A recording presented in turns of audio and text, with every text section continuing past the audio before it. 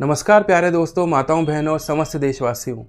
आज गणतंत्र दिवस यानी रिपब्लिक डे के शुभ अवसर पर मैं वेदांत सक्सेना वक्त की आवाज़ चैनल पर आप सभी का हार्दिक अभिनंदन व्यक्त करता हूं। इस रिपोर्ट के पहले चरण में हम आज बात करने वाले हैं भारत के संविधान और सभ्यता की। दूसरे चरण में बात होगी संविधान को इंडियन डेमोक्रेसी में कितना लाभ मिला। और आखिरी चरण में वक्त की आवाज़ टीम आपको बतलाएगी कि एनआरसी और यूसीसी जैसे बिलों को संविधान में लागू करना क्यों इम्पोर्टेंट है। भारत देश दुनिया की एकमात्र सभ्यता है जिसके संविधान की प्रसिद्धि और सफलता का कोई सानी नहीं है। वास्तविक कारण ढूंढने और टटोलने जितनी मशक्कत भी कभी ना भूलने वाले अनुभव करवाती है दोस्तों। जैसे दुनिया का सबसे बड़ा संविधान भारत का संविधान, जिसमें 448 आर्टिकल्स को 22 भागों में संजोया हुआ है। बावजूद इसमें अब तक सिर्फ 105 अमेंडमेंट्स यानी संशोधन हुए हैं, जो भारत देश की दृढ़ता और संकल्पता का जीता जागता परिचय है। साथियों, भारतीय संविधान को पढ़ने और समझने पर मुझे उसमें हमारे वेद और उपनिषद के अंश भी दिखाई पड़ते हैं।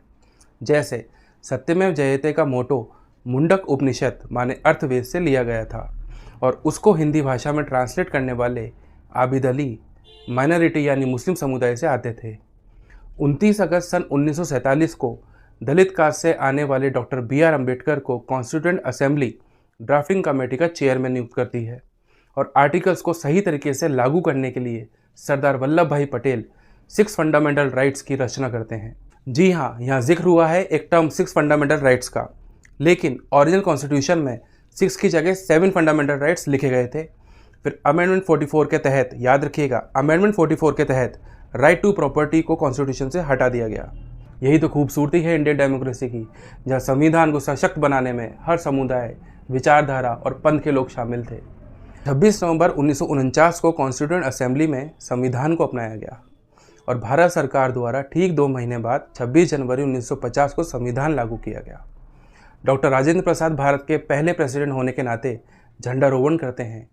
सेना द्वारा उनको 21 तोपों की सलामी दी जाती है और तब से हर साल रिपब्लिक डे के साथ भारतीय संविधान को बड़े हर्ष और उल्लास के साथ मनाया और याद किया जाता है। आज आज़ाद और आधुनिक भारत की नरेंद्र मोदी सरकार एनआरसी बिल को राज्यसभा में पेश कर ये कह चुकी है कि अब कोई भी व्यक्ति गैर कानूनी तरीके से देश में ना घुस पाएगा और जो घुस चुका है उस पर कानूनी कार्यवाही होगी।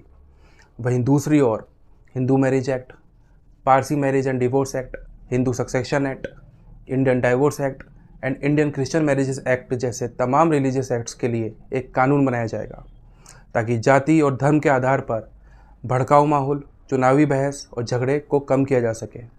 वक्त की आवाज़ चैनल की ये स्पेशल रिपोर्ट दिल्ली में रिपब्लिक डे कार्यक्रम की शोभा को बढ़ाने और वहाँ बैठे हमारे देश के प्रेसिडेंट सहित सभी लोगों को सुरक्षित रखने वाली हमारी सेना के जवानों को समर्पित है। धन्यवाद। जय हिंद, जय भारत।